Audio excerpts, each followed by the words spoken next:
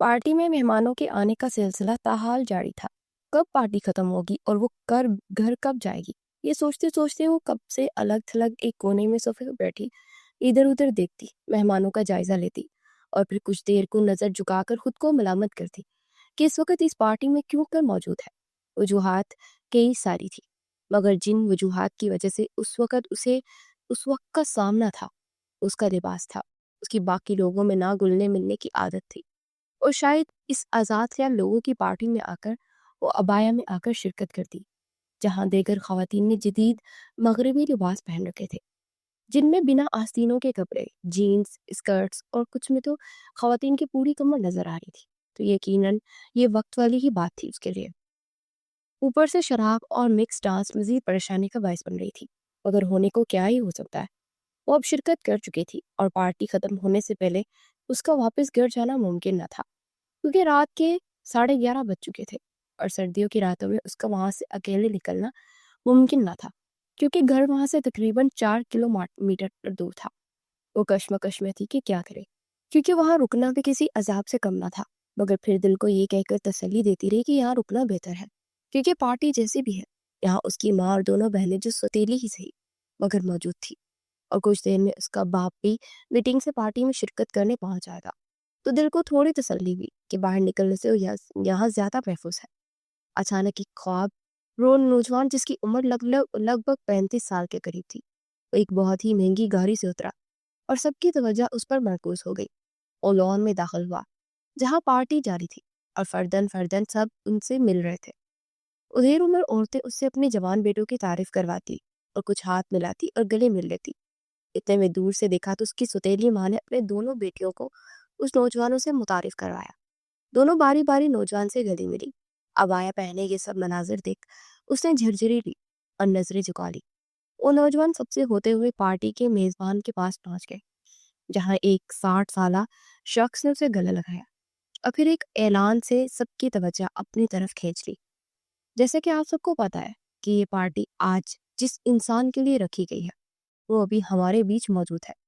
آپ میں سے زیادہ تر لوگ اس کو جانتے ہوں گے، مگر جو نہیں جانتے تو میں تعریف کروانا چاہوں گا۔ یہ ہے مسٹر عدن شیرازی، میرے بہت ہی عزیز اور بڑے بھائی سفیان شیرازی کے اکلوتے بیٹے، جو کہ حال ہی میں امریکہ سے آئے ہیں۔ شیرازی فیملی کے لیے ایک فخر کی بات ہے کہ شیرازی گروپ آف انڈسٹری کا مستقبل اس قابل اور ہونہار نوجوان کے ہاتھوں میں ہے۔ تو آج کی پارٹی اس نوجوان کی آمد پر رکھی گئی ہے۔ امید کرتا ہوں کہ آپ سب اس پارٹی سے لطف اندوز ہوں گے۔ آج کی پارٹی عدن شیرازی کے نام۔ اس نے اعلان ختم ہی کیا تھا کہ سب نے تالیاں بجا کر اپنے اپنے گلاس ہوا میں بلند کر کے یک زبان ہو کر کہا، عدن شیرازی کے نام۔ پارٹی باقاعدہ شروع ہوئی۔ وہ ابھی بھی مسلسل صوفے پر ہی بیٹھی تھی۔ پارٹی ختم ہونے کا وہ انتظار کر ہی رہی تھی۔ اتنی سردی میں بھی اس کا گلا پیاس کی شدت سے خشک ہو رہا تھا۔ اس نے ادھر سے ادھر نظر دوڑائی اور دور اسے اپنے والد اپنے دوستوں کے ساتھ ہنستے ہوئے دکھائی دیے۔ والد کے ہونے سے دل میں ایک انجانا سا سکون پیدا ہوتا ہے۔ ویٹر کو ٹرے گزارتے دیکھ اس نے ٹرے میں سے گلاس اٹھایا اور جیسے ہی گلاس ہونٹوں سے لگانے لگی، کسی نے زور سے گلاس ہاتھ سے کھینچ لیا اور گلاس پل بھر میں زمین پر گرتے ہی ٹوٹ گیا۔ پاس ہی عدن شیرازی گزر رہا تھا کہ گلاس سے اچھلتا ہوا کچھ مشروب اس کے لباس پر گر گیا۔ پاس کھڑی لڑکی جس نے ہاتھ سے گلاس کھینچا تھا کہنے لگی، ہولیا دیکھو اپنا، ہولیا پارساں والا، اور شراب تک کے لیے ہاتھ نہیں کانپے۔ حیرت ہے۔ وہ کھل کر ہنسی تھی۔ شراب؟ مگر میں تو پانی پینا چاہ رہی تھی۔ لفظ شراب سنتے ہی اس کے اوسان خطا ہو گئے تھے۔ عدن جو کہ رومال سے بہت ہی نفاست سے اپنے سوٹ کو صاف کرنے میں مصروف تھا، یہ ساری گفتگو سن رہا تھا۔ لڑکی نے جیسی عدن کو دیکھا تو اپنی توجہ اس کی طرف مبذول کرائی۔ ہائے عدن، عدن نے نظر انداز کر دیا اور وہ پریشان حال سی لڑکی سے مخاطب ہوا، آپ کو پانی پینا ہے؟ لڑکی نے اس بات میں سر ہلایا، میرے ساتھ آئیے، میں آپ کو پانی پلا دیتا ہوں۔ وہ تھوڑی ہچکچائی، مگر عدن نے اسے بہت ہی طریقے سے سمجھایا کہ اتنی سردی میں پانی سرو نہیں ہوگا، میں اندر کچن سے ہی آپ کو پانی پلا دیتا ہوں۔ اندر کچن تک جاتے جاتے عدن سے معلوم کر لیا گیا تھا جس کا نام مہرو ہے اور وہ بہت ہی بڑے بزنس مین چودھری سجاد کی بیٹی ہے۔ کچن میں جا کر اس کے قریب آنے لگا تو مہرو کو لگا کہ اس نے آ کر غلطی کر دی ہے۔ اسے آہستہ سے مہرو کے گال پر اپنے دونوں انگلیاں رگڑتے ہوئے کہا، مہرو، تمہارا نام بھی تمہاری طرح بہت پیارا ہے۔ مگر اگلے ہی لمحے وہ پانی کا گلاس اسے تھماتے ہوئے مسکرایا، گھبراؤ نہیں، میں تھوڑا سا نشے کے اثر میں ہوں، یہ لو پانی پیو۔ یہ کہتے ہوئے وہاں سے نکل گیا۔ مہرو کی جان میں جان آ گئی اور وہ فرش پر بیٹھ کر رونے لگی۔ وہ لمحہ اس کی آنکھوں کے سامنے سے گزرا جس وقت اس نے پارٹی میں آنے کے لیے حامی بھری تھی۔ وہ اس وقت سے پچھتا رہی تھی۔ گھر کے ٹی وی لاؤنج میں وہ بیٹھی ٹی وی دیکھ رہی تھی جب اس کی سوتیلی ماں آ کر اس کے پاس بیٹھ گئی۔ مہرو کو لگا کہ پھر سے کچھ شکوہ اور شکایت ہوگی، کوئی کام کرنے کو کہے گی یا کوئی بہانہ بنا کر لڑنے کا موقع ڈھونڈا جائے گا۔ حالات کی نزاکت کو سمجھتے ہوئے مہرو نے وہاں سے اٹھنے کا فیصلہ کیا۔ جیسے ہی وہ جانے لگی اس کی سوتیلی ماں نے اسے مخاطب کیا، کہاں جا رہی ہو مہرو؟ سوال اس قدر پیار سے پوچھا گیا تھا کہ مہرو کو حیرت ہوئی۔ تھوڑے سے کام کرنے ہیں، اقرا نے کپڑے استری کرنے کو کہا ہے اور پھر حیا کا اسائنمنٹ کرنا ہے، کہہ رہی تھی کہ کل کو چاہیے، تو اس لیے چھوڑو سارے کام، ادھر آؤ میری بیٹی، میرے پاس بیٹھ جاؤ تھوڑی دیر اور میری بات سنو۔ یہ سب مہرو کے لیے بالکل نیا تھا۔ ایسا برتاؤ اس کی سگی ماں کے گزرنے کے بعد اس کے ساتھ گھر میں کسی نے بھی نہیں کیا تھا۔ وہ نوکرانی کی طرح پچھلے 9 سالوں سے بس حکم ہی سنتی آ رہی تھی۔ مگر مہرو کے لیے خوشی کی بات تھی۔ وہ ماں کے ساتھ بیٹھ کر باتیں کرنے لگی۔ کچھ دیر بعد ہنسی خوشی باتیں کرنے کے بعد جیسے اقرا نے آ کر سے کپڑے استری کرنے کے بارے میں پوچھا تو جواب میں نفی میں ہونے کی وجہ سے وہ اس پر غصہ کرنے لگی اور اس کو برا بھلا کہنے لگی۔ مگر اس کی سوتیلی ماں نے مہرو کی سائڈ لی اور اقرا کو تمیز سے بات کرنے کا کہہ دیا، جس پر مہرو مزید حیرت میں مبتلا ہو گئی۔ اقرا غصے میں وہاں سے وہ چلی گئی تھی۔ مہرو کے ساتھ باتوں باتوں میں وہ پارٹی میں شرکت کی بات بھی کر ڈالی جس کو کسی بھی طریقے سے وہ انکار نہیں کر پائی تھی۔ شام کو جب وہ کچن سے نکل کر اپنے کمرے کی طرف جا رہی تھی تب ٹی وی لاؤنج میں اقرا اپنی ماں پر غصہ ہو رہی تھی کہ اس نے آج مہرو کی طرفداری کر کے اسے مہرو کے سامنے شرمندہ کر دیا ہے۔ اس کی ماں نے اسے بتایا کہ وہ سب مہرو کو پارٹی میں شرکت کرنے کے لیے راضی کرنے کی ایک چال تھی جو کہ کامیاب ہو گئی۔ مہرو ایک سادہ لوح اور صاف دل لڑکی تھی جس کو محبت اور شفقت سمجھ رہی تھی۔ وہ سب ایک چال تھی اسے پارٹی میں ساتھ لے جانے کے لیے تاکہ مہرو کی غیر موجودگی میں ان کو لوگوں کی طرح طرح کے سوالوں کا سامنا نہ کرنا پڑے۔ وہ بوجھل دل کے ساتھ سیڑھیاں چڑھتی اپنے کمرے میں آئی جہاں وہ اور کچھ نہیں تو کم از کم کھل کر رہ ضرور سکتی تھی۔ 2 دن بعد حقیقت جانتے ہوئے وہ بھی تیار ہوئی اور پارٹی میں شرکت کے لیے، کیونکہ وہ زبان دے چکی تھی اور اب انکار کرنا اس کے لیے ناممکن تھا۔ عبایا پہن کر جیسے وہ گاڑی میں آ کر بیٹھ گئی، ماں بیٹیوں نے ایک دوسرے کو سوالی نظروں سے دیکھا۔ ساتھ بیٹھی حیا نے کرختگی سے سوال کیا، پارٹی میں عبایا پہن کر کون جاتا ہے؟ وہ دراصل مہرو کے پاس بولنے کو کچھ نہ تھا اور نہ ہی وہ کچھ بتا پا رہی تھی۔ تم کہیں وہاں تبلیغ کے ارادے سے تو نہیں جا رہے؟ سامنے والی سیٹ پر بیٹھی اقرا نے بیک مرر میں دیکھتے ہوئے طنز بھرے لہجے میں کہا۔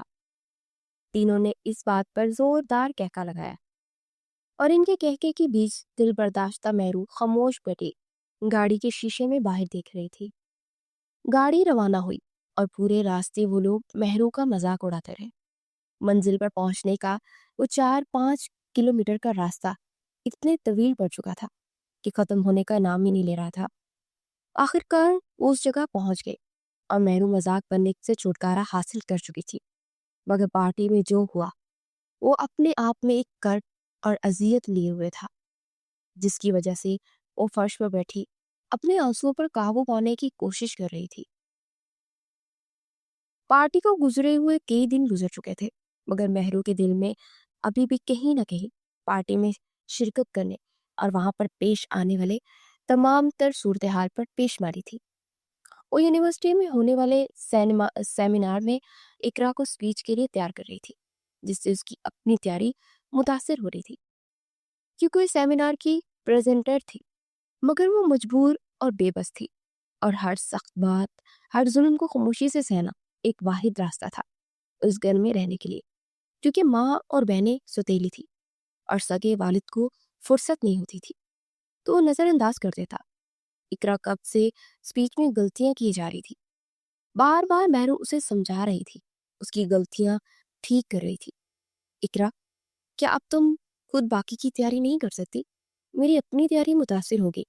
اپنی تیاری کی پریشانی میں مہرو کے زبان سے صرف اتنی سی بات نکلنے کی دیر تھی کہ اقرا نے اسے حد تک باتیں سنائی کہ مہرو رونے لگ گئی۔ وہ اقرا کو صفائی دیتی رہی کہ اس کا مقصد ہرگز اسے اگنور کرنا نہیں تھا، مگر غصے اور انا کی جنگ میں سلگتی اقرا با آواز بلند اپنے غصے کا اظہار ہی کیے جا رہی تھی۔ بیچ بیچ میں چند ایک گالیاں بھی سناتی۔ یہ سب مہرو کے لیے نیا نہیں تھا، مگر اسے فکر اس بات کی تھی کہ باقی سب نے سن لیا تو مزید ہنگامہ برپا ہو جائے گا۔ اس لیے مہرو نے ہاتھ جوڑ کر اقرا سے معافی مانگی اور اسے خاموش رہنے کے لیے منت سماجت کرنے لگی، ساتھ ہی یقین دہانی بھی کروا دی کہ وہ آج رات ہر حال میں اقرا کی تیاری کروا دے گی۔ اور رات کافی دیر تک اقرا کو تیاری کرواتی رہی۔ جب اقرا کی تیاری مکمل ہوئی تو فجر کی اذان میں صرف 2 گھنٹے باقی تھے۔ آرام کرنا یا اپنی تیاری کرنا، ان دونوں آپشن میں کسی ایک کو چننا تھا، اور وہ نیند کی قربانی دے کر جیسے تیسے اس نے تیاری کر ہی لی۔ صبح جب وہ یونیورسٹی پہنچی تو اسے حیرت کا جھٹکا لگا۔ کیمپس کے گیٹ پر ایک بڑا سا پینا فلیکس لگا ہوا تھا جس پر عدن شرازی کی تصویر تھی، اور وہ بطور چیف گیسٹ اسے خوش آمدید کہا گیا تھا۔ کیمپس کی تمام لڑکیوں کے لیے یہ بہت خوش آئند بات تھی، سوائے مہرو کے، کیونکہ عدن شرازی کے ساتھ اس کا پہلا تعارف بہت ہولناک تھا۔ مگر باقی لڑکیاں مہرو سے مختلف تھی، وہ زیادہ آزاد خیال تھی، اور مہرو کو جو چیز ہولناک لگی تھی وہ سب باقی لڑکیوں کو کول لگتی تھی۔ مہرو ٹھیک اس خوف سے نہیں نکلی تھی کہ دوبارہ اسے اب اس کا سامنا کرنا پڑے گا۔ بطور پریزنٹر اسے عدن شرازی کے لیے مختلف القابات یعنی کہ معزز مہمان وغیرہ استعمال کرنے پڑیں گے۔ کچھ آدھی ادھوری تیاری کی فکر اور کچھ مہمان خصوصی کا سامنا کرنے کی فکر۔ ان سب کشمکش کے بیچ مہرو سوچتے سوچتے اب مہمان کے آنے کے انتظار میں ہاتھوں میں گلدستہ لیے دیگر طلبہ طالبات کے ساتھ گیٹ تک آ گئی۔ کچھ ہی لمحے بعد وہ خوبرو امیر زیادہ پہنچ چکا تھا، جس کو خوش آمدید کہنے کے لیے مہرو فرنٹ میں کھڑی ہاتھ میں گلدستہ لیے مسکرانے کے پریکٹس کر رہی تھی۔ خوبصورتی کے باعث وہ باقی سب سے الگ تو تھی، مگر باقیوں کے مغربی طرز کے لباس کے مقابلے میں عبایا پہننے کی وجہ سے باقیوں سے مختلف لگ رہی تھی۔ مگر وہ عبایا پہنے ہوئی لڑکی پر اعتماد لگ رہی تھی۔ کچھ ہی لمحوں میں ایک عالیشان گاڑی کیمپس کے اندر آ کر ان کے سامنے رکی۔ گاڑی سے وہ خوبرو نوجوان امیر زیادہ نکلا اور سب سے پہلے کیمپس کی نمائندہ مہرو سجاد سے گلدستہ وصول کیا۔ مہرو نے چاہتے نہ چاہتے ہوئے بھی ایک مسکراہٹ چہرے پر سجائی، اسے خوش آمدید کہا۔ عدن نے جواباً مسکراہٹ کے ساتھ اس کے پاس سے گزرتے دھیمے لہجے میں کہا، کیمپس نے سب سے خوبصورت چہرے کا انتخاب کیا ہے۔ مہرو کے اعصاب کے لیے یہ بات برداشت کرنا کسی اذیت سے کم نہ تھا، مگر وہ کہہ بھی کیا سکتی تھی، اور وہ بھی مہمان خصوصی کو؟ یہ قریباً ناممکن ہی تھا۔ سیمینار شروع ہوا اور وہ تھکے ہوئے الجھے اعصاب کے ساتھ مہرو نے بطور پریزنٹر اپنی ذمہ داری نبھانے کی خوب کوشش کی۔ کچھ حد تک وہ کامیاب بھی ہوئی، مگر الجھن، کچھ غلطیاں اور اعصابی جنگ کی وجہ سے وہ بہتر نہیں کر سکی۔ اقرا نے اپنی اسپیچ دی جس پر اسے 1 منٹ تک اسٹینڈنگ اویشن ملا، اور یہ سب مہرو کی نظروں کے سامنے ہوا۔ اقرا اس کی بہن تھی، اسے خوشی تھی اس کی کامیابی کی، مگر لوگوں کی کامیابی کے بیچ وہ خود کہیں کھو گئی۔ اس کی لگی اسپیچ اور اس کی کروائی گئی تیاری کے بدولت لوگ کھڑے ہو کر تالیاں بجا رہے تھے، مگر اس میں مہرو کے لیے کوئی جگہ نہیں تھی۔ وہ اپنے حصے کی ذمہ داری کو بخوبی نہیں نبھا سکی تھی، لیکن دل کو یہ تسلی تو تھی کہ اس کی بہن نے کامیابی سمیٹی۔ اقرا نے اسٹیج سے سب کی تالیاں اور اسٹینڈنگ اویشن کے جواب میں شکریہ ادا کرتی رہی، اور جب اس کی نظر مہرو پر پڑی جو اس کی کامیابی پر تالیاں بجا رہی تھی تو ایک فلائنگ کس مہرو کی طرف اچھال دی۔ مہرو کو تو پہلے ہی اپنی آنکھوں پر یقین نہ آیا، مگر وہ فلائنگ کس کے بغیر بھی خوش تھی۔ اس عمل سے اس کی خوشی مزید بڑھا دی تھی۔ آخر میں جب سیمینار کے اختتام پر مہرو نے مہمان خصوصی کو اسٹیج پر آنے کی دعوت دینا چاہی۔ اب سیمینار کی اختتام میں اسٹیج سے دعوت دینا چاہوں گی ہمارے اور اس کیمپس کے بہت ہی عزیز नौजवान इंडस्ट्रियलिस्ट इस सेमिनार के मेहमान खुसूसी अदन शिराजी को। मेहरू की जुबान फिसलने की देर थी कि पूरे हॉल में एक कहका गूंज उठा। सब मेहरू पर हंस रहे थे। मेहर को कुछ लम्हे समझ ना रहा था कि वो किस तरह से गलती को सुधारे, लेकिन जब कहके की आवाज थोड़ी कम हुई तो उसे माजरत करके मुखातिब किया। माजरत चाहती हूँ जनाब, अदम शिराजी को उस स्टेज पर आए और अपने ख्यालात का इजहार करे। स्टेज से किस तरह उतरकर बैक स्टेज पर आई थी वो खुद भी नहीं जानती थी, लेकिन गमजदा थी और बज़ाहिर रो नहीं रही थी, मगर अंदर से वो टूट चुकी थी। आंसू आंखों से बाहर निकलने को तैयार थे, मगर उसका जब्त बीच में आ रहा था, जो बचपन से अब तक की सख्तियों की वजह से बहुत पुख्ता हो चुका था। बैक स्टेज भी अदन की आवाज सुनाई दे रही थी जब वो डाइस पर आया और कैंपस में तमाम इंतजामिया का शुक्र अदा करने लगा। मुझे आज मालूम हुआ कि मैं शहजादी हूँ। ये बात नहीं कि हाल में कहका गूंज उठा। मेहरू सब सुन रही थी और दुख की वजह से उसने आंखें बंद करके दीवार के साथ टेक लगा ली थी। आप सबको शायद या फिर यकीनन ये हंसी वाली बात लग रही होगी, मगर ये हंसी वाली बात नहीं है, मुस्कुराने वाली बात जरूर थी। अब आप लोग सोच रहे होंगे कि दोनों में क्या फर्क है। ऐसा ही है ना। हाल में सुनाटा छा गया। सब तजस्सुस से कभी एक दूसरे को कभी अदर को देखने लगे। मैं रूबी बैक स्टेज से अब उसकी स्पीच को सुनने लगी। हंसने और मुस्कुराने में फर्क है, खासकर जब गलती करने वाले को खुद पता हो कि सामने वाला इंसान मुझ पर हंस नहीं रहा, बल्कि मेरी गलती से लुत्फअंदोज हो रहा है। तो गलती करने वाला खुद भी अपनी गलती पर शर्मिंदा होने के बजाय उस पर मुस्कुराएगा। उसे नदामत नहीं होगी, बल्कि अपनी गलती से महफूज होगा और उससे सीखेगा। गलतियां बड़ी नहीं होती, हमारे देखने का वो नजरिया बड़ा होता है जो हमें गलतियों से हर हाल में बचने की कोशिश में लगाता है कि गलती से बचो। हालांकि हम इंसान हैं और हम चाहकर भी गलतियों से नहीं बच सकते। गलतियां हमें वो बनाती हैं जो हम बनना चाहते हैं, मगर हम गलती करने से डरते हैं। मैं आपको अपनी कहानी सुनाता। मेहरू भी अब बैक स्टेज से निकलकर साइड पर लगाई गई कुर्सियों में से एक पर बैठकर वो और से उसकी बातें सुनने लगी। हॉल में मुकम्मल तौर पर सुनाटा था। मैं 25 साल का था जब मुझे शिराजी ग्रुप ऑफ इंडस्ट्री की एक सीड कंपनी दी गई। मैंने 21 साल में 5 बिजनेस डील्स की और 5 में खसारा हुआ। 3 डील्स से तो हम किसी तरह निकल आए, मगर आखिरी 2 डील्स इतनी बुरी थी कि उसकी खसारे से हम निकल ही नहीं सके और कंपनी दिवालिया हो गई। मुझे अपनी ही फैमिली से बिजनेस से हटा दिया क्योंकि मैंने शिराजी ग्रुप ऑफ को इतना नुकसान दे दिया था जैसे आप गाड़ी के 4 में से एक टायर को निकालते। मैं अगले 1 साल तक बहुत परेशान रहा। कोई काम था नहीं और फैमिली ने मुझे बिजनेस से दूर रहने का मशवरा दे रखा था। मैं क्या करता? या तो सारी जिंदगी आवारागर्दी करता क्योंकि मैं अफोर्ड भी कर सकता था, हाल में कहका गूंजा, और या मैं अपना करियर बनाता। मैंने ठान लिया कि मुझे अपनी सलाहियत साबित करनी है और मैंने अगले 3 साल किसी और कंपनी में काम किया। वहां मेरी वो तमाम गलतियां आई जो मैंने की थी, वो सब नहीं दोहराया जो खसारे का सबब बना था। मुझे कंपनी में एक अच्छी पोस्ट ऑफर हुई और मैंने मजीद 2 और मेहनत की, यहाँ तक कि मुझे सीईओ की पोस्ट ऑफर हो गई। मेरी फैमिली ने जब ये सब जर्नी देखी तो मुझे शिराजी ग्रुप ऑफ इंडस्ट्री संभालने की जिम्मेदारी निभाने का कहा। मैंने कहा कि ऐसा नहीं, मेरा इंटरव्यू पैनल इंटरव्यू लेगा, जब वो मुतमईन होंगे तब इंटरव्यू हुआ और मुझे इस बार भी मुस्तैद कर दिया। मैंने कहा जो मर्जी हो, मगर शिराजी ग्रुप की सीईओ की पोस्ट तो मेरी ही है क्योंकि ये हमारा खानदानी काम है। हॉल में एक बार फिर जोर का कहका गुजा। मजाक कर रहा हूँ। इंटरव्यू अच्छा रहा और मुझे बकायदा लेटर वसूल हुआ सीईओ पोस्ट का। मैं 34 साल में इस कंपनी की 70 साल की तारीख में नौजवान सीईओ बना। वो बोलता गया, अगले 50 मिनट तक वो ऐसी स्पीच कर गया कि पूरे हॉल में पिन ड्रॉप साइलेंस थी। आखिर में बस इतना कहना चाहूंगा कि जब अगली बार कोई अदन शिराजी की जगह अदन शहजादी कहे तो उस पर हंसता नहीं, बल्कि खलूस के साथ मुस्कुरा देना। फिर उसमें पूरा हॉल उठकर तालियां बजा रहा था। वो खूबरू नौजवान कैंपस का हीरो बन गया। सबने उसके साथ सेल्फियां बनाई। जाते जाते वो मेहरू से मिला और मेहरू ने इतनी शानदार स्पीच पर उसका शुक्रिया अदा किया। मेहरू मैडम, स्पीच आपकी भी बहुत अच्छी थी।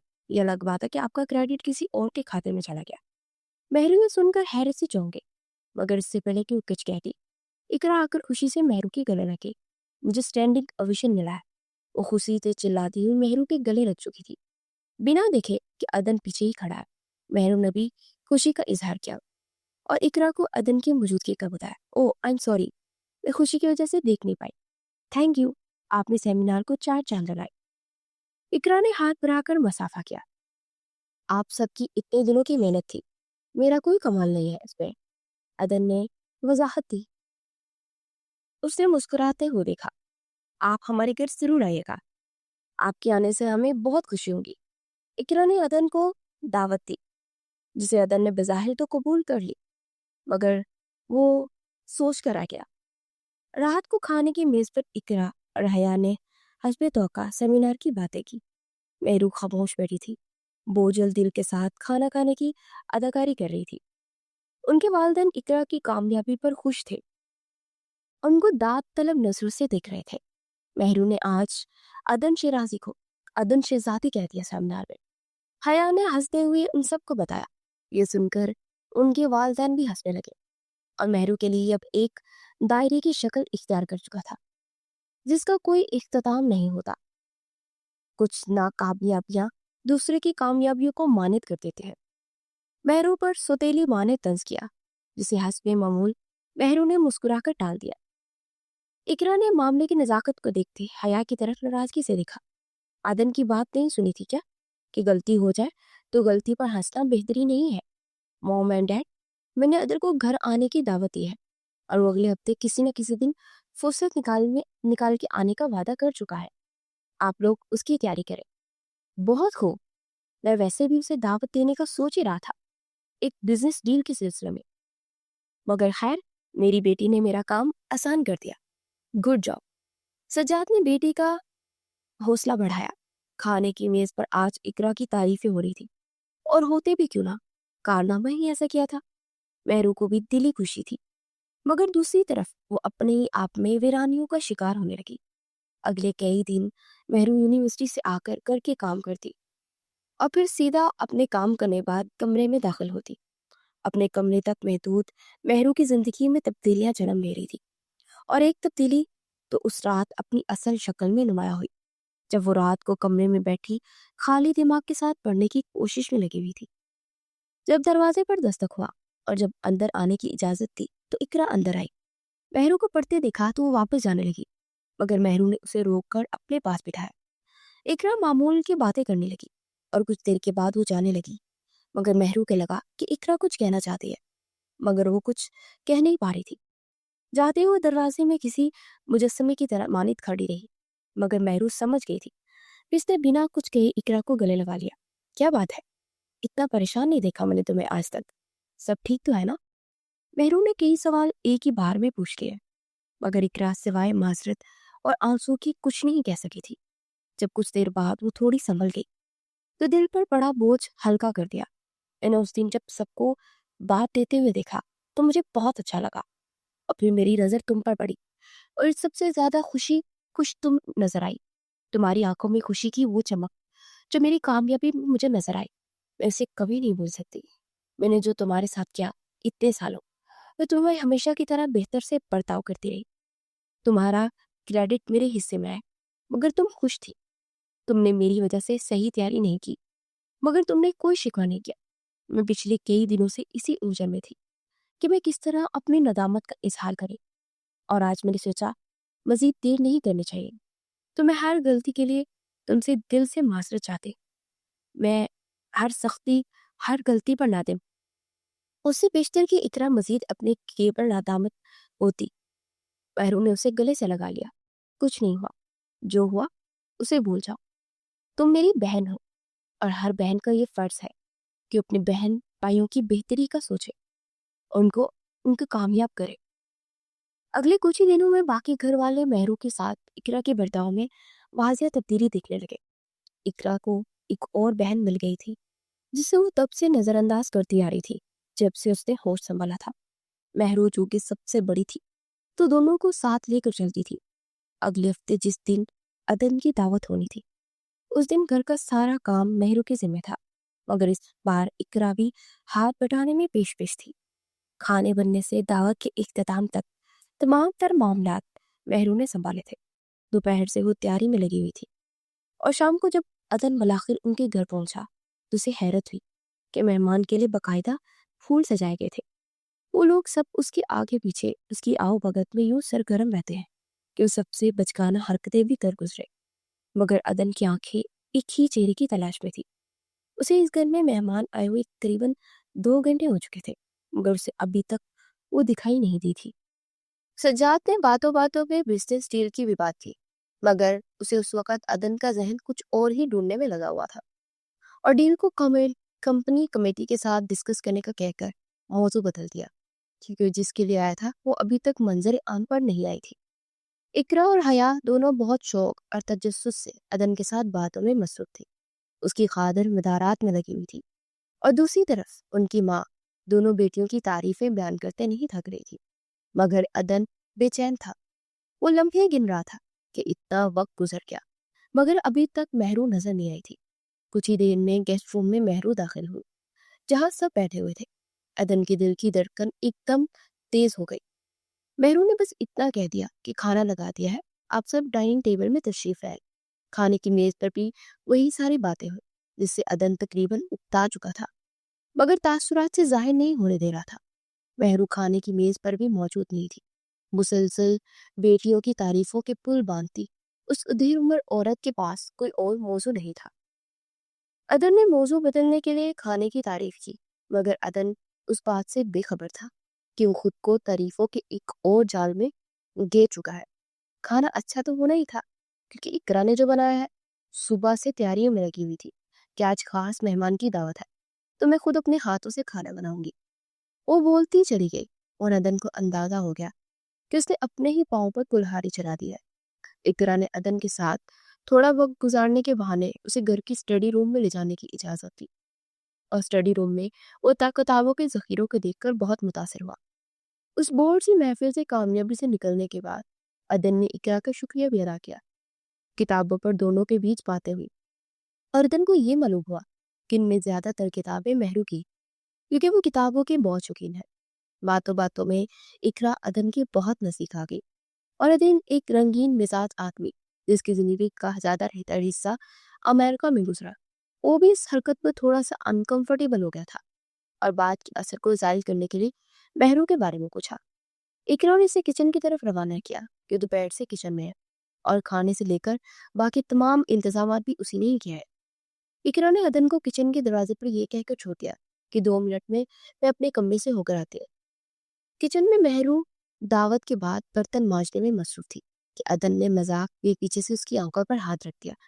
पिछली खुशगवार मुलाकात को जहन में रखते हुए अदन को लगा कि मेहरू का रिएक्शन बहुत अच्छा होगा, मगर जैसे ही मेहरू ने उसके हाथ को हटाकर देखा तो एक अजीब सी नाकवारी उसके चेहरे पर नमदार हुई। साथ ही चेहरे पर परेशानी के असरात भी जाहिर होने लगे। आप यहाँ, आप आकर टीवी लॉन्च में गेस्ट रूम में बैठे, यहाँ अच्छा नहीं लगता इस तरह मेहमानों का। वो जाने लगी थी कि अदन ने उसका हाथ पकड़ा। अच्छा, बात तो सुनो लड़की, मैं दरअसल तुम्हारे लिए यहाँ आया हूँ। मेहरू ने उसकी बात काट दी। हाथ छोड़े मेरा। अगर मैं ना छोड़ूं तो, अदन ने मजाक में कहा था, मगर मेहरू का रिएक्शन बहुत सख्त था। वो हाथ को झिड़क कर उसके कब्जे से आजाद कर दिया। आपको तमीज सीखने की जरूरत है। आप मेहमान हैं इस घर में, इसलिए मैं कुछ कह नहीं रही, और ना तुम जैसे नीच इंसान को तमीज सिखानी मुझे अच्छे से आती। मेहरू जैसे ही किचन से निकलने वाली थी, वहां हया हैरत से आंखें फाड़े दोनों के बीच होने वाले मामले को हजम करने की कोशिश कर रही थी। मेहरू जा चुकी थी। अदन अभी भी वहीं खड़ा, कुछ शर्मिंदा सा था। हया ने अपनी तरह से माफी मांगी, मगर बातें अदन के दिल पर लग चुकी थी। उसने वहां से जाने का इरादा कर लिया, बावजूद हया के बार बार माजरत करने के। मेहरू ने बुला बचा और नाव समझी से नया महाज खोल दिया था। अदन शिराजी से टक्कर लेना कितना महंगा उसे पड़ने वाला था, ये अंदाजा शायद मेहरू को खुद भी नहीं था कि उसने क्या कर दिया है। अगले कुछ दिन मामूल के मुताबिक अच्छे गुजरे, यानी जिस तरह मेहरू गुजारती आई थी बचपन से। हया ने वाकया किसी से जिक्र नहीं किया था, वरना जो तूफान बरपा होना था वो मेहरू के साथ बहा ले जाता, मगर रद्द-ए-अमल तो आना ही था। और वो तब ही आना शुरू हुआ जिस दिन इकरा की अदन के साथ एक रेस्टोरेंट में हादसाई मुलाकात हुई। इकरा ने उस दिन अचानक छोड़कर जाने की वजह पूछी। आप उस दिन अचानक चले गए थे? سب خیریت تو ہے نا؟ ہم پریشان ہو گئے تھے تو آپ اپنے گھر سے ہی بے خبر ہے. کیوں؟ کیا ہوا تھا؟ بہتر ہے آپ اپنی بہنوں سے پوچھ لیں. عدن نے سب اشارتاً کہہ دیا جو معاملے کی تہ تک جانے کے لیے کافی تھا. اقرا نے اگلی صبح ناشتے کی میز پر مہرو اور حیا سے واقعے کی تفصیل پوچھی. مہرو خاموش رہی مگر حیا نے سب واضح کر دیا اور بوگس اور حسد نے کچھ اپنی طرف سے بھی شامل کر دیا. میں کچن میں پانی پینے جا رہی تھی تو میں نے دیکھا کہ مہرو عدن کے ساتھ بہت بڑا سلوک کر رہی تھی. وہ کسی مس انڈرسٹینڈنگ پر معذرت کر رہے تھے مگر مہرو نے اتنی باتیں سنائی کہ عدن کے لیے مزید باہر رکنا مشکل ہو گیا تھا. اس لیے وہ چلے گئے. مہرو نے بے کسی سے حیا کی طرح دیکھا جو پھر فخریہ انداز میں اندر ہی اندر خوش ہو رہی تھی. مہرو جان گئی تھی کہ حیا نے پورا واقعہ بیان نہیں کیا اور اپنی مرضی کا حصہ منتخب کر کے اسے بڑھا چڑھا کر پیش کر دیا ہے. اسے بہت دکھ ہوا. کیا تمہیں ذرا برابر بھی اندازہ ہے مہرو کہ تم نے یہ سب کیا کیا ہے؟ گھر آئے مہمان کے ساتھ اس طرح کو برتاؤ کرنا کیا تمہارے نزدیک ٹھیک ہے؟ وہ بھی عدن شیرازی کے ساتھ جو کہ شہر کے سب سے بڑے بزنس ٹائکون ہے. اگر ان کے ساتھ کس سینس بنتی ہے؟ اقرا نے انتہائی کرختگی سے پوچھا. لائن مہرو کے پاس کوئی جواب نہیں تھا کیونکہ معاملے کو غلط طریقے سے پیش کر دیا گیا تھا جس میں اس کی جھوٹی سی غلطی کو ناقابل یقین حد تک بڑا کر کے پیش کیا گیا تھا. تو جواب سے پہلے بیان کردہ واقعے کو درست کرنا بنتا تھا جو مہرو کے لیے ممکن نہیں تھا کیونکہ اس وقت کوئی اس کی بات پر یقین کرنے والا نہیں تھا. تو اس نے خاموش رہنے میں ہی عافیت جانی. میرے $3.7 ملین کی بزنس ڈیل ہونے والی تھی. اس سب کے بعد کیا وہ ڈیل ہوگی؟ ظاہر سی بات ہے ڈیل تو ہونے سے رہی مگر تعلقات بھی خراب ہوں گے جو بزنس کے لیے بالکل بھی اچھا نہیں ہے. ناگواری سے یہ سب کہہ کر وہ اٹھ کر چلے گئے تھے مگر مہرو کے سگے والد نے یہ سب کہا یہ جانے بغیر کہ اس کی بیٹی کے ساتھ دراصل ہوا کیا تھا. مگر والد کے پیسے اور بزنس کی فوقیت دینے والی بات سے مہرو بہت غمزدہ ہوئی تھی. اور بات یہاں ختم نہیں ہوئی. اس کی سوتیلی ماں نے بھی جاتے جاتے یہ واضح کر دیا تھا کہ یونیورسٹی جانے سے بہتر ہے سیدھا عدن کے پاس جاؤ اور سمپلی کی معافی مانگو. اپنے ساتھ ساتھ ہم پر بھی رحم کرو. اگر کچھ اچھا نہیں کر سکتی تو کم از کم ہمارے لیے مزید مشکلات پیدا مت کرو. تم نے جو کرنا ہے کرو لیکن ہم اسی سوسائٹی میں رہتے ہیں. ہمیں ان کے ساتھ چلنے کے عادی ہیں. تمہیں نہیں پسند تو مت کرو مگر اپنی ماں کے نقش قدم پر چل کر تم ہماری زندگیاں مزید مشکل مت بناؤ. مہرو کے لیے سب کے رد عمل خاصے غمگین تھے مگر اس کی ماں کو بلا وجہ اس میں گھسیٹا گیا جس کے اس کے مرنے کو بھی تقریباً 14 سال ہونے کے تھے. وہ تنہا ناشتے کی میز پر بیٹھی ان ساری باتوں کو سوچ رہی تھی اور جب اسے خیال آیا کہ وہ کافی وقت سے یہاں بیٹھی اپنی بے بسی کا ماتم کر رہی ہے تو اٹھ کر وہ کمرے میں چلی گئی. آنسو اب شاید آنکھوں میں خشک ہو گئے تھے. آنسو سے ایک باوجود اتنے غم و رنج کے ایک بھی آنسو نہ ڈھکا. وہ سمجھ نہیں پا رہی تھی کہ یا تو وہ بہت میچور ہو گئی ہے یا اس کی آنکھوں میں موجود پانی کا ذخیرہ خشک ہو چکا ہے جو ہر غم اور تکلیف میں آنکھوں سے آنسو کی شکل میں بہنا شروع ہو جاتا ہے اور کچھ دیر کے بعد اس کا من ہلکا ہو جاتا. مگر یہ ہونا بند ہو گیا تھا. اب سارا غم و رنج تکلیف سب اندر جمع ہونے لگا تھا. کمرے میں کچھ دوپہر تک بیٹھی ہو بنا کچھ کہے بستر پر پڑی رہی بے مقصد. یونیورسٹی سے واپسی پر اقرا مہرو کے کمرے میں آئی اور سب یہی سب کچھ سمجھانے لگی جو صبح ہر فرد سختی سے بتا چکا تھا. فرق بس اتنا تھا کہ اقرا وہی سب دہرا رہی تھی لیکن لہجے میں سختی کی جگہ نرمی تھی. مہرو کے لیے عدن کے پاس جا کر معافی مانگنے کے سوا کوئی راستہ نہیں تھا. اقرا نے یہ کہہ کر کہ عدن کو بطور لائف پارٹنر دیکھنے لگی ہے اس کو کافی سیریس لینے لگی ہے مہرو پر مزید پریشر بنا دیا کہ وہ جا کر عدن سے معافی مانگے. شام 5 بجے کے قریب وہ عدن کے آفس پہنچی. عبایا پہنے وہ لڑکی بے حد خوفزدہ تھی کہ اس کے ساتھ عدن جیسا انسان کچھ بھی کر سکتا ہے خاص کر جب اس کے رحم و کرم پر ہو. ریسیپشن پر مہرو کو بتایا گیا کہ عدن تھوڑی دیر پہلے ہی نکل چکے ہیں آپ کو تشریف لائیے گا. مہرو گھر واپس آئی مگر رات کو جب اسے کھانے کی میز پر بریفنگ دی گئی تو عدن کی غیر موجودگی کا سن کر مہرو کو جو غصہ سامنا کرنا پڑا فیملی ممبر سے. کچھ دیر کے لیے مہرو کا دل کیا کہ وہ بھی عدن کی گھر جھال کے اس کی پاؤں پڑ جائے تاکہ روز روز کی ذلت ختم ہو۔ رات جیسے تیسے گزر گئی۔ صبح مہرو نے یونیورسٹی جانے کی جگہ سب سے پہلے عدن کے آفس کا رخ کیا۔ آپ پہنچ کر اسے کچھ دیر انتظار کرنے کا کہا گیا کہ عدن کچھ دیر میں آ جائیں گے، مگر 2 گھنٹے انتظار کرنے کے بعد ریسیپشن نے مہرو کو بتایا کہ عدن ملک سے باہر جا رہے ہیں اور 3 دن بعد آئیں گے۔ 3 دن کی مزید ذلت اور حقارت کو برداشت کرنے کی مہرو میں ہمت نہیں تھی۔ وہ یہاں سے واپس گھر نہیں جانا چاہتی تھی، مگر کوئی ٹھکانہ نہیں تھا۔ بر بوجھل قدم جو واپس گھر کی طرف اٹھا رہی تھی، اسے لگ رہا تھا کہ وہ موت کی طرف بڑھ رہی ہے، کیونکہ ابھی تو کل کا غصہ کسی کا ٹھنڈا نہیں ہوا تھا۔ اب مزید 3 دن کیسے سب کے غصے کا سامنا کرے گی؟ وہاں نکلتے ایک بزرگ گارڈ نے مہرو کو غمزدہ دیکھ وجہ جاننے کی کوشش کی، تو مہرو نے بتایا کہ وہ عدن سے کسی کام کے سلسلے میں ملنے آئی تھی، لیکن اسے بتایا گیا کہ عدن ملک سے باہر جا رہے ہیں اور 3 دن بعد واپسی ہوگی۔ بزرگ گارڈ نے مسکراتے ہوئے کہا، بیٹی صاحب کل پورا دن آفس میں ہی تھے، کل رات 8 بجے کے قریب وہ دفتر سے گھر گئے ہیں اور آج بھی صبح سے دفتر میں ہی ہے، مگر یہ بڑے لوگ ہیں کہ یہ اتنی آسانی سے کہاں کسی سے ملتے ہیں۔ مہرو کا اندازہ ہو گیا کہ مسئلہ کیا ہے۔ عدن اسے سزا دینا چاہ رہا تھا، وہ بھی چاہتا تھا کہ مہرو اس سے ملے، انتظار کروانا اور پھر بہانہ بنا کر ملاقات ٹال دینا محض ایک پلان تھا جس کا شکار مہرو مسلسل گھر میں موجود لوگوں کے غضب کے نشانے پر تھی۔ مہرو نے یونیورسٹی جا کر اقرا کو بتایا کہ 3 دن بعد جس سے یہ دن واپس آتا ہے وہ ہر حال میں معافی مانگ لے گی، ابھی بھی ملک سے باہر ہے۔ اقرا کو اعتماد میں لینے سے 3 دن گھر میں اس قدر کشیدگی ختم تو نہ ہو سکے، مگر اس کی شدت میں کمی ضرور آ گئی تھی۔ 3 دن جیسے تیسے گزرے۔ اگلے روز صبح صبح مہرو عدن کے دفتر پہنچ چکی تھی۔ حسب معمول انتظار کروایا گیا۔ عدن جب گھر آیا اسے دیکھتے نظر انداز کر کے سیدھا اپنے آفس میں داخل ہوا، ریسیپشن سے ملنے کی درخواست کی، مگر مہرو کو بتایا کہ عدن صاحب کا شیڈول بہت بزی ہے، آپ انتظار کیجیے، جیسے وہ فارغ ہوتے ہیں آپ کو بتا دیں گے۔ وہ پھر سے انتظار کرنے لگی۔ اسے معلوم تھا کہ سب جان بوجھ کر کر رہا ہے، ایک چھوٹی سی غلطی کی اتنی بڑی سزا بھی ہو سکتی ہے، اسے اندازہ ہی نہیں تھا۔ انسانیت پر سے مہرو کا اعتبار اٹھ چکا تھا۔ ایک لڑکی جو اپنی غلطی کی معافی کے لیے پچھلے کئی دنوں سے ذلیل ہو رہی تھی، کیا یہ انسانیت ہے؟ ایسے درجنوں سوالات اس کے دماغ میں گردش کر رہے تھے، لیکن جب اسے احساس ہوا کہ وہ پچھلے 3 گھنٹوں سے انتظار کر رہی ہے تو پھر سے ریسیپشن پر گئی اور درخواست کی، اور حسب معمول وہی جواب ملا کہ انتظار کیجیے۔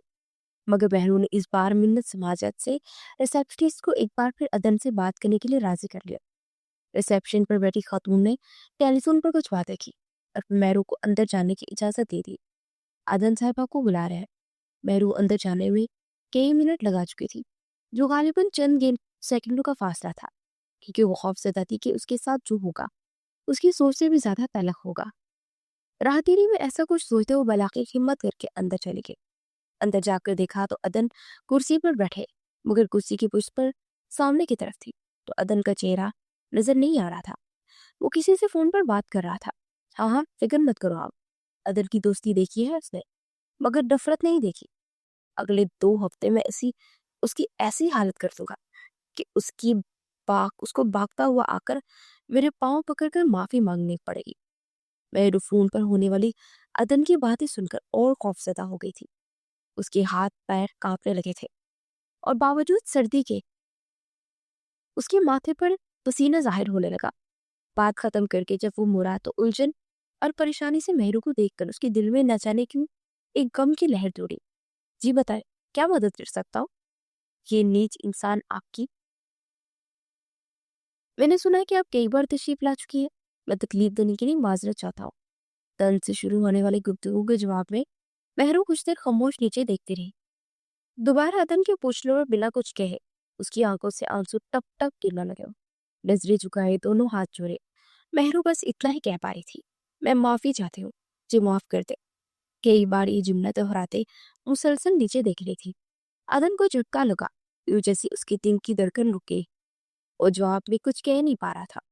اس معصوم لڑکی کے ساتھ وہ جو کھیل کھیلنے لگا تھا چند ہی روز میں مہرو کو اس حد تک مجبور اور لڑال کر چکا تھا جیسے وہ زندگی اور موت کی کشمکش میں ہو۔ مہرو کی بے بسی دیکھ عدن کے اندر کا انسان جاگ گیا تھا۔ پانی کا گلاس مہرو کو تھماتے اسے تسلی دی کہ میری طرف سے کسی قسم کی نفرت کے گلہ نہیں ہے، نہ ہی آپ کے برتاؤ کی وجہ سے میرے اور آپ کے گھر والوں کے تعلقات خراب ہوں گے۔ آپ نے جو کیا، آپ کی جگہ کوئی بھی ہوتا تو وہی کرتا جو آپ نے کیا تھا. غلطی میری تھی، مجھے آپ کے اتنا زیادہ قریب نہیں ہونا چاہیے تھا.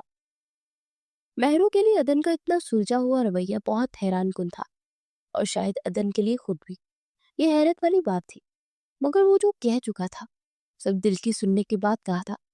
مہرو بہت پرسکون سی ہو کر رہ گئی، مگر رات تک آفس میں اسی کشمکش کے ساتھ بیٹھا رہا کہ نہ جانے کتنی بڑی غلطی کر بیٹھا تھا جسے سدھارنے کا اسے خیال تک نہ آیا. مگر وہ جان گیا تھا کہ مہرو کے لیے اس کے دل میں کیا جذبات ہے. مہرو کی اب گھر میں قیدی والی حیثیت ختم ہو گئی تھی. اس کے بعد وہ عدن پھر سے ان کے گھر آیا اور ایک بات ان سب کو بھی مدعو کیا، اور اپنے گھر اور یوں دونوں خاندانوں کے بیچ تعلقات کافی بہتر ہو گئے. عدن کے مہرو کے ساتھ جب بھی گفتگو ہوتی بہت ہی اچھے اور خوش اخلاق سے ہوتی. عدن میں اب کافی بدلاؤ آ گیا تھا. مہرو کی اس دن آفس میں سامنا کرنے سے اب تک تقریباً 2 مہینے گزر چکے تھے. ان 2 مہینوں میں ہر گزرتے دن کے ساتھ ساتھ عدن میں بہتری آنے لگی تھی. یہ بہتری اس کے ارد گرد لوگوں، خاص کر دفتر اور قریبی دوستوں نے بھی نوٹ کی تھی. مہرو سے ملنے کا کوئی ذریعہ ڈھونڈنے کی کوشش لیے ہوئے وہ روز سوچا تھا کہ شاید کل کوئی موقع مل جائے. ایک دن شہر کی مین لائبریری میں عدن کتابوں کی تلاش کرتے ہوئے جب لائبریری سے داخل ہوئی تم طلبہ کتاب ڈھونڈ کر کاؤنٹر پر رکھ کر آیا. کاؤنٹر پر کتابیں ایشو ہونے کے ساتھ رکھ دی تو کاؤنٹر پر موجود نمائندے نے بتایا کہ آپ کی ممبرشپ ختم ہو چکی ہے اور یہ کتاب آپ کو ایشو نہیں کی جا سکتی. ممبرشپ ریونیو کرنے میں 2 دن کا وقت لگے گا. عدن نے کتابیں اٹھا کر واپس مطلوبہ شیلف میں رکھنا چاہی. سیڑھیاں چڑھتے ہوئے مہرو سے ملاقات ہو گئی. ہاتھ سے ملاقات کو پسند کے انسان سے تو دن پر بہتر بنانے کا اس سے اچھا موقع کیا ہو سکتا تھا. مہرو نے عدن کی لائبریری میں موجودگی پر حیرت کا اظہار کیا. اس پر عدن نے بتایا کہ یہاں بہت کم آتا ہے کیونکہ وہ قدرت کتابیں خرید کر پڑھنے کا شوقین ہے، مگر جب کوئی مطلوبہ کتاب نہ مل رہی ہو تو لائبریری آنا پڑتا ہے. بہت خوب، تو کون کون سی کتابیں لینے آئے تھے آپ؟ دکھائے ذرا. مہرو نے اس کے ہاتھ سے ایک کتاب لی اور اس کو غور سے دیکھنے لگی اور حیرت سے اس کی طرف دیکھا. کتابیں نہیں لے کے جا سکتا، دراصل میری ممبرشپ ختم ہو گئی ہے تو مجھے کچھ دن چکر لگانا پڑے گا. عدن نے کہا. او تو یہ بات ہے. مہرو نے اسے اپنی ممبرشپ میں کتابیں ایشو کروا کر دے دی تھی. ساتھ ہی مذاق میں یہ بھی کہہ دیا کہ واپس کر دیجیے گا، ایسا نہ ہو کتابیں لے کر بیرون ملک ہی نکل جائے. مہرو کی بات پر وہ ہنستے ہوئے کہنے لگا. آئیڈیا برا نہیں ہے، اس پر سوچا جا سکتا ہے. باتیں کرتے ہوئے باہر کار پارکنگ میں آ گئے تھے. عدن نے مہرو سے گھر جانے کا سوال پوچھے. مہرو نے بتایا کہ وہ ٹیکسی سے جائے گی. عدن نے ڈرتے ہوئے اسے ڈراپ کرنے کا کہا، جسے مہرو نے قبول کر لیا. گاڑی میں بیٹھے مہرو نے ویسے ہی فیملی بزنس ڈیل کے بارے میں پوچھ لیا. عدن نے بتایا کہ کمپنی کی کمیٹی نے پلان مسترد کر دیا ہے اور اسی ڈیل میں خسارہ ہو گیا کیونکہ مارکیٹ میں اس کی اتنی کیپیسٹی نہیں تھی. تو آپ ڈیل کینسل کیسے کر چکے ہیں؟ مہرو نے بےتابی سے پوچھا تھا. نہیں، ڈیل ہوگی، ضرور ہوگی، خسارہ ہی صحیح، مگر ڈیل میں آنے والے خسارہ کسی کی زندگی اجیرن ہونے سے بچانا زیادہ بہتر ہے نا، اس نے کہا. عدن کی بات پر مہرو سمجھ گئی تھی کہ وہ کس طرف اشارہ کر رہا ہے، لیکن کسی کی زندگی کو اجیرن ہونے سے بچانے کے لیے 3.7 ملین ڈالر کا خسارہ اب کیوں کر رہے ہیں؟ مہرو نے افسردگی سے اس سے پوچھا تھا. مجھے نہیں پتا، لیکن آپ کو تو خوش ہونا چاہیے نا، آپ کے سب سے ناپسندیدہ شخص کو نقصان ہوگا. کیا آپ یہ دیکھ پائیں گے؟ وہ حیرت سے اسے دیکھتے ہوئے بولی. مہرو خاموش بیٹھی باہر طرف بدلتے ہوئے مناظر کو دیکھ رہی تھی. کچھ دیر بعد وہ گویا ہوئی. ایک چھوٹی سی غلطی جو بہت ہی ذہنی دباؤ میں سرزر ہو چکی تھی، اس کی بنیاد پر آپ نے شاید یہ سمجھ لیا کہ آپ میرے سب سے ناپسندیدہ انسان ہیں. تو ایسی کوئی بات نہیں ہے. مجھ میں جتنی خرابیاں تھی نا، ایک ایک کر کے میں نے سب کو بدل دیا ہے اور اپنے آپ کو بالکل سدھارنے کی پوری کوشش کر رہا ہوں. باتیں کرتے کرتے مہرو کی گھر کے سامنے عدن نے گاڑی روک دی تھی. مہرو نے شکریہ ادا کیا اور گاڑی سے اتر گئی۔ عدن نے اسے مخاطب کر کے کہا، کیا ایسا ممکن ہے کہ ہم نمبرز ایکسچینج کر لیں؟ مہرو مسکرائے اور یہ کہہ کر پلٹ گئی کہ ہاں، آئندہ برا نہیں ہے، سوچا جا سکتا ہے اس پر۔ عدن ہنسا اور مہرو کو جاتے ہوئے دیکھنے لگا۔ چند قدم کے بعد مہرو پلٹ کر آئی۔ میں آپ کی کامیابی کے بارے میں دعا کروں گی، یہ کہہ کر وہ گھر میں داخل ہوئی، مگر عدن کے دل میں خوشی کا ایک جہاں سا کھل اٹھا تھا۔ اسے سمجھ نہیں آئی کہ وہ کیسے اپنی خوشی منائے۔ اگلے ہی ہفتے کمپنی کی کمیٹی کی مخالفت کے باوجود انہوں نے ڈیل سائن کر لی تھی۔ دونوں فیملیز کے تعلقات مزید بہتر ہو گئے۔ ڈیل سائن کرتے وقت عدن نے مہرو کے والد سے اس کی خواہش کا اظہار کیا کہ وہ اس تعلق کے رشتے کو بدلنا چاہتی ہے۔ مہرو کے گھر والوں کو اس بات کی بہت خوشی ہوئی کہ عدن اقرا کا ہاتھ مانگنا چاہتا ہے، اور اگلی صبح جب عدن نے گھر والوں کو مہرو کا ہاتھ مانگنے بھیجا تو بظاہر تو انہوں نے مایوسی کا اظہار نہیں کیا اور کچھ دن مہلت مانگ لی، اس دن بات کو ٹال دیا۔ اس کے جانے کے بعد مہرو پر قیامت ٹوٹ چکی تھی۔ اقرا، جس کے لیے کچھ عرصہ قبل اس کے تعلقات ٹھیک ہوئے تھے، اس خبر کی وجہ سے مہرو سے سخت ناراضگی کا اظہار کر رہی تھی۔ اسے بہن کے روپ میں سانپ تک کہہ دیا، اسے اپنی خوشیوں کا قاتل کہا اور نہ جانے کیا کیا، مگر جو ظلم اس کی سوتیلی بہن نے کیا، یہ الزام لگا کر ویسے تو وہ بہت مذہبی بنتی تھی، مگر امیر اور کامیاب لڑکا دیکھا نہیں اور جا کر رنگرلیاں منانے نکل پڑی۔ ہر طرح کا الزام، ہر طرح کی سختی آج تک مہرو نے برداشت کر لی، مگر اس کے کردار پر سوال اٹھانے کا یہ پہلا موقع تھا، اور سوال اٹھانے والے بھی کوئی اور نہیں، اس کے اپنے ہی گھر والے تھے۔ معاملہ اب برداشت سے بہت آگے نکل چکا تھا۔ مہرو سے گھر چھوڑنے کا فیصلہ کر لیا تھا، وہ ایک گرلز ہاسٹل شفٹ ہو گئی تھی۔ عدن سے ملنے میں واضح کمی آئی تھی، اور عدن کو بھی تلقین کر دی تھی کہ اس سے ملنے کی کوشش نہ کرے، کیونکہ اس کی اپنی بہن اور ماں کی نظر میں وہ عدن سے کوئی فائدہ حاصل کرنا چاہتا ہے۔ بہتر ہے کہ بات یہی ختم ہو۔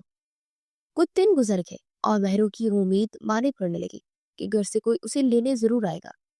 دن گزرتے گئے، اس کی امیدیں مانے پڑنے لگی اور تنہائی بڑھنے لگی۔ یونیورسٹی چھوڑ کر اب وہ ایک جگہ نوکری کرنے لگی تھی۔ عدن روز اس کی خبر رکھتا، بنا اسے بتائے کبھی کبھار ملنے بھی آ جاتا۔ مہرو نظر انداز کرتی رہی۔ بلاخر عدن نے مہرو کے گھر جا کر اس کے گھر والوں کو سمجھانے کی کوشش کی۔ ان کو بتایا کہ مہرو نے آج تک گھر کے لوگوں کی خوشی کے لیے ہر قدم اٹھایا۔ اقرا کو یاد دلایا کہ کیسے وہ اپنے آپ کو نظر انداز کر کے تمہاری تیاری کروائی تھی، کیسے وہ سب کی خاطر بار بار میرے آفس کے چکر لگاتی رہی۔ اس کی غلطی کے لیے جو کچھ اس نے کیا وہ نہیں کرنا چاہیے تھا۔ حیا وہاں تھی، پوچھے اس سے کہ کیا اس کی سارے معاملے میں کوئی غلطی تھی یا نہیں، اور میں آپ لوگوں کو یقین دلاتا ہوں کہ آج بھی میں آپ لوگوں کے انتظار میں ایک ایک لمحہ وہ گنتی ہے۔ مجھ سے ملنا بھی چھوڑ دیا ہے، صرف اس وجہ سے کہ آپ لوگوں کو کچھ پسند نہیں، لیکن آپ سب نے بدلے میں اسے کیا دیا آج تک، سوائے غم، تکلیف اور رنج کی، اور اب تو اس کے کردار تک اچھال دیا۔ اسے واپس لے آئے اس سے پہلے کہ بہت دیر ہو جایا تھا۔ چلا گیا، مگر سب ایک دوسرے سے نظر نہیں ملا پا رہے تھے۔ سب کو اندازہ ہو گیا تھا کہ مہرو کے ساتھ ہر قدم پر ایک زیادتی کسی نے کی، اور کبھی اس کی خوشی میں کسی نے نہیں سوچا۔ اقرا نے اگلے دن مہرو کو گرلانے کا سوچا، اور حیا بھی اس میں اقرا کا ساتھ دینے کا اعلان کیا۔ ان دیکھا دیکھی مہرو کے باپ نے بھی دونوں کا ساتھ دینے کو حامی بن لی، مگر مہرو کی ستیلی مانے جانے سے انکار کر دیا، اور تینوں ہاسٹل کے باہر گاڑی میں اترے۔ ہاسٹل دیکھ کر اقرا اور حیا اندر مہرو کو لینے چلے گئے۔ کچھ دیر کے بعد تینوں ہنسی خوشی باہر آئی، مگر ان کی آنکھیں الگ تھی اور تینوں روئی ہوئی تھی۔